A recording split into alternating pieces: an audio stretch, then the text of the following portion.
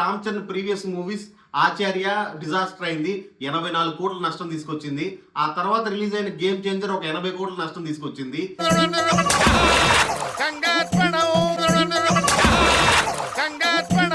ఈ రెండు డిజాస్టర్స్ తర్వాత వచ్చిన పెద్ది, ఈ పెద్ది సినిమా పేరు తగ్గట్టే చాలా పెద్దగా ఉంది. 3 గంటల 9 నిమిషాల సినిమా. అర్జునుడికి ఇంత చెప్పాడు. అండ్ ఈ సినిమా రిజల్ట్ అనేది రామ్ చరణ్ చాలా ఇంపార్టెంట్. ఈ సినిమా ఓటమిని ఓడించిన వాడి కథ,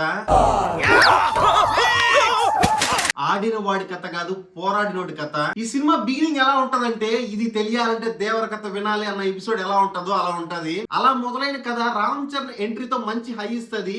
ఆ ఎంట్రీ అప్పుడు బ్యాక్గ్రౌండ్ స్కోర్ అయితే ఏఆర్ రెహమాన్ చించి ఆరేసాడని చెప్పొచ్చు. అసలు ఏఆర్ రెహమాన్ లో ఇంత మాస్ మ్యూజిక్ ఉంది అని అనిపిస్తుంది చూసేటప్పుడు.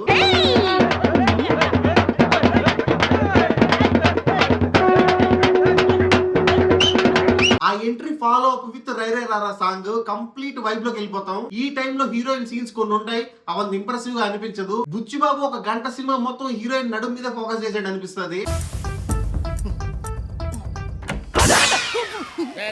సినిమా స్టార్ట్ అయిన ఒక గంట వరకు ఓకే ఓకే అనేలా ఉంటది, కానీ మనం ఎక్కువ కనెక్ట్ అవ్వం అనమాట స్టోరీతో. కానీ శివరాజ్ కుమార్ ఎంట్రీ టైం నుంచి ఆ టైంలో ఒక క్రికెట్ మ్యాచ్ ఉంటది, అక్కడి నుంచి కనెక్ట్ అయిపోతాం అంతే. అక్కడి నుంచి ఇంటర్వెల్ వరకు బా ఏముందిరా సినిమా అనే రేంజ్ లో ఉంటది. ఇంకో ప్రాబ్లం, కొన్ని లొకేషన్స్ గ్రీన్ స్క్రీన్ వాడి తీశారు, విఎఫ్ఎక్స్ వాడి తీశారు అని చెప్పి క్లియర్ గా తెలిసిపోతుంటది. ఫర్ ఎగ్జాంపుల్ రామ్ చరణ్ వాళ్ళ ఊరు కానీ ఆ కొండ ప్రాంతం అంతా.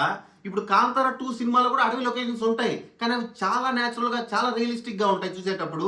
సో అవి మనకు ఒక రియలిస్టిక్ ఫీల్ తీసుకొస్తుంది అనమాట మూవీ పైన. సో ఆ ఫ్యాక్టర్ కూడా కొంచెం మిస్ అయిందని అనిపించింది.